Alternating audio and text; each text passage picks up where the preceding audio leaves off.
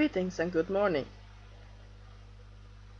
So this is going to be a video about choker necklaces and whether or not they are appropriate for free women.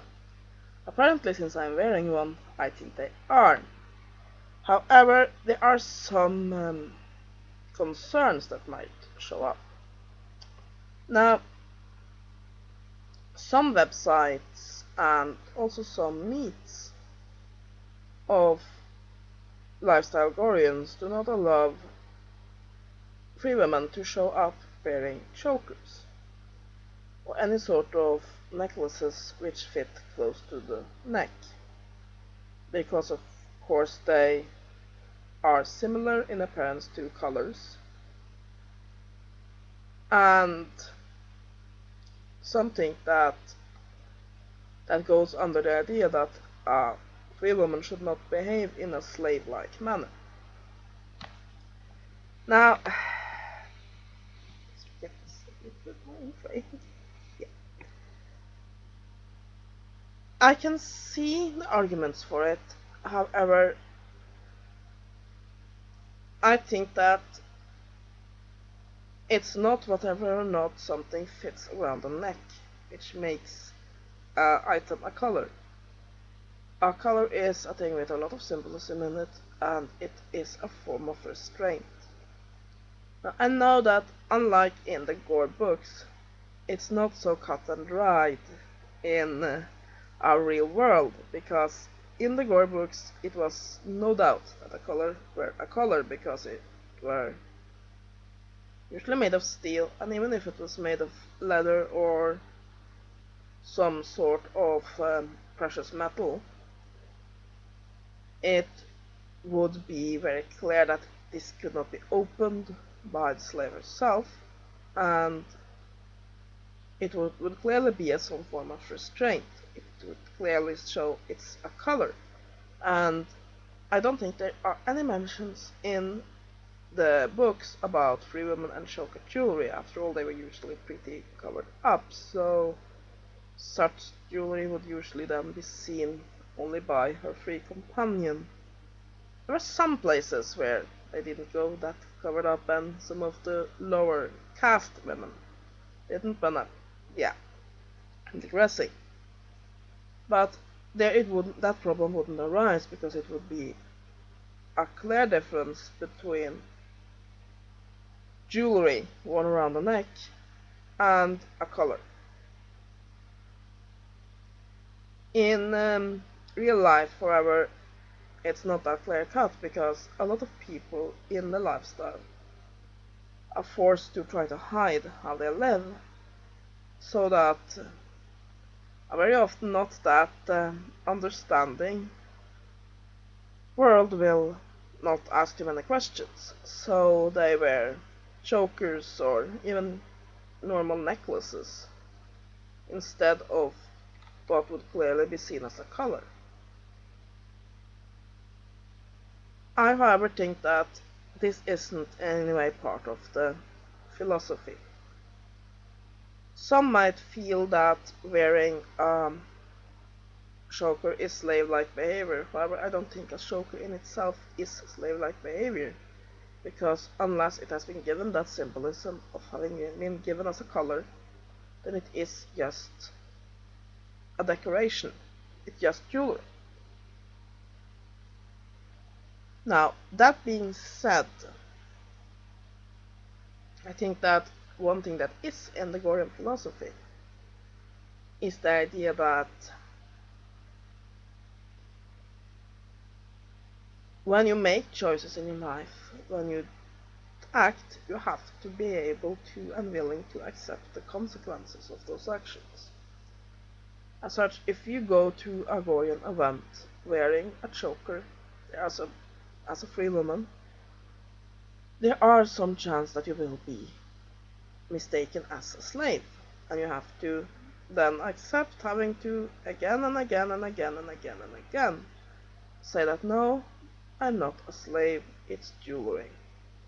Therefore, it might be easier to choose some sort of other accessories at that time. I also feel a bit the same with profile pictures for Gorean forums. I see nothing wrong in the philosophy in wearing a choker, but you might be asked a lot of questions like, when people see a band around a woman's neck in a Gorean site, they will assume she's a slave, unless that is very, very clearly jewelry, and sometimes even then. So I do not think it's dishonest or anything wrong with wearing it, but there are some events and situations as a free woman you will have to answer a lot of questions if you wear choker jewelry, and you might want to avoid it for that reason. However, I feel that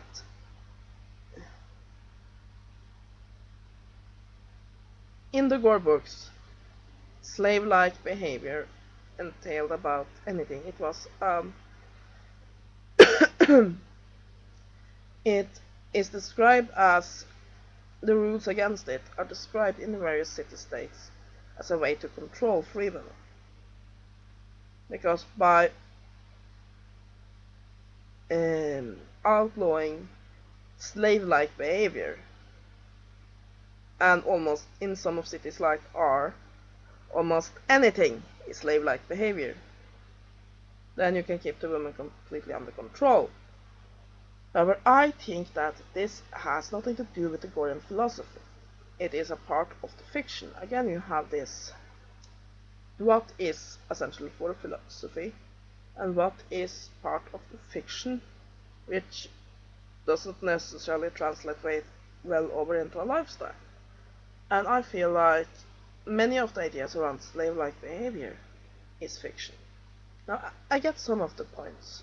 You have a certain behavior that you expect a free person to behave by, and you have some sort of behavior that is acceptable to a slave. But I feel this has much more to do with standing up for what you feel is right, living your life with honor, and behaving according to the philosophies. This is what I feel is free behavior. While